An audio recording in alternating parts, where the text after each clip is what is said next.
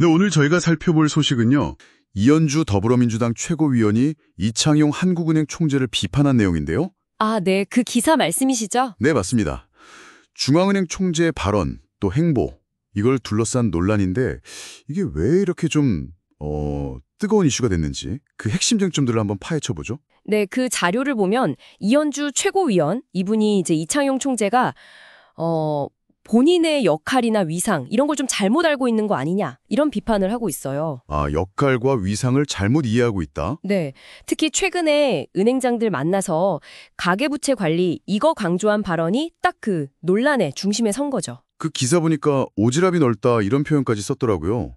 좀 직설적이던데 연일 비판 수위가 높아지는 것 같아요. 맞아요. 그 표현이 좀 셌죠. 단순히 발언 내용 자체라기보다는 총재로서의 어떤 적절한 역할 범위를 넘어선 거 아니냐 뭐 이런 문제제기로 들리는데요.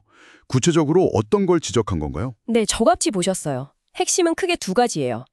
첫째는 그 중앙은행 총재는 시장에 미치는 영향력이 어마어마하잖아요. 그렇죠. 정말 크죠. 네, 그러니까 정치적으로 중립적이어야 한다. 이게 생명인데, 근데 이 총재가 마치 뭐 경제 수장인 것처럼 은행장들 모아놓고 가계대출 해라, 마라 이렇게 약간 훈계하듯 말했다는 거예요.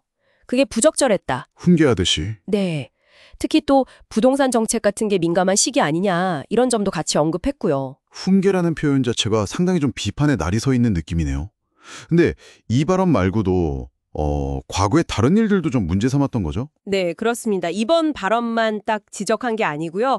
과거 사례들도 같이 언급하면서 이게 다 오지랖이다 이런 근거로 들었어요. 예를 들면 한국은행 주 업무랑은 좀 거리가 있어 보이는데 입시 관련 보고서를 낸 적이 있거든요. 아, 입시 보고서요? 한은에서. 네, 그것도 지적했고 또 예전에 최상목 당시 대통령 권한대행이 헌법재판관 임명했을 때 그걸 두고 이 총재가 불가피한 결정이었다 뭐 이렇게 논평을 했어요. 아, 그런 일도 있었군요. 네, 그런 것들이 다 어떻게 보면 좀 정치인 같은 행보로 비칠 수 있다 이런 비판인 거죠. 그러면서 문제를 제기하려면 뭐 언론에 흘릴 게 아니라 대통령한테 직접 얘기를 하던지 아니면 관계자들이랑 조용히 협의를 하던지 이런 방식을 썼어야 하는 거 아니냐 뭐 이렇게 주장도 했더라고요.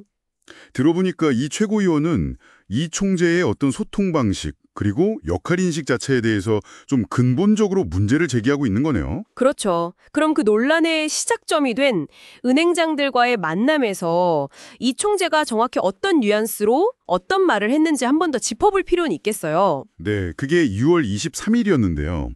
은행연합회 정례이사회 끝나고 은행장들하고 오찬 자리에서 나온 이야기예요. 이 총재가 금리 인하 기대가 있는 상황인데 이때 주택시장이나 가계대출 리스크가 다시 커지지 않도록 은행권에서 안정적으로 가계부채를 관리하는 게 중요하다. 뭐 이런 취지로 말했어요. 아, 그러니까 가계부채 관리를 좀 잘 해달라 당부한 거군요. 네, 그런 거죠. 은행권의 중요성을 강조한 겁니다. 그렇군요. 결국 이 논란의 핵심은 그거네요. 중앙은행 총재라는 자리가 갖는 그 무게감, 그리고 그 위치에서 과연 어디까지 말하고 행동하는 게 적절한가. 맞습니다. 이 선에 대한 질문으로 모아지는 것 같아요. 사실 중립성을 지키면서도 시장과는 계속 소통을 해야 하니까 이게 참 어려운 줄타기 같기도 하고요. 정확해요. 한쪽에서는 뭐 요즘처럼 경제 상황이 불확실할 때는 중앙은행 총재가 당연히 선제적으로 경고도 하고 시장하고 소통하는 게 필요하다. 그게 역할이다. 이렇게 볼 수 있겠죠. 네, 그럴 수 있죠. 필요한 역할이다. 근데 다른 한쪽에서는 이건 명백히 선을 넘었다. 월권 아니냐. 이건 정치적인 행보다. 이렇게 또 비판이 나오는 거고요. 특히 지금 경제부총리 자리가 비어 있잖아요. 아, 맞네요. 컨트롤 타워가 공석이죠. 네. 그런 상황이다 보니까 이 총재 발언이 더 주목받고 또 여러 가지 해석의 여지를 남기는 그런 측면도 무시할 수는 없을 것 같아요. 정말 흥미로운 지적이시네요. 오늘 저희가 쭉 살펴본 것처럼 중앙은행 총재의 말 한마디, 또 행동 하나가 금융시장은 물론이고 정책 방향 전체에 정말 큰 영향을 미칠 수 있잖아요. 그럼요. 파급력이 크죠. 그렇다면 당신께서는 중앙은행 총재의 필요한 시장 소통과 정치적 중립성 훼손, 이 사이에 아주 그 미묘한 경계선이 어디쯤에 있다고 생각하시나요? 이번 논란이 앞으로 한국은행의 통화정책 방향이라든지 혹은 금융시장 안정을 위한 노력에 어떤 영향을 미칠지 한 번쯤 곱씹어 보시는 것도 꽤 의미 있는 고민이 될 것 같습니다. 기자님, 오늘도 함께 해주셔서 감사합니다. 네, 감사합니다. 다음 에피소드에서 뵙겠습니다.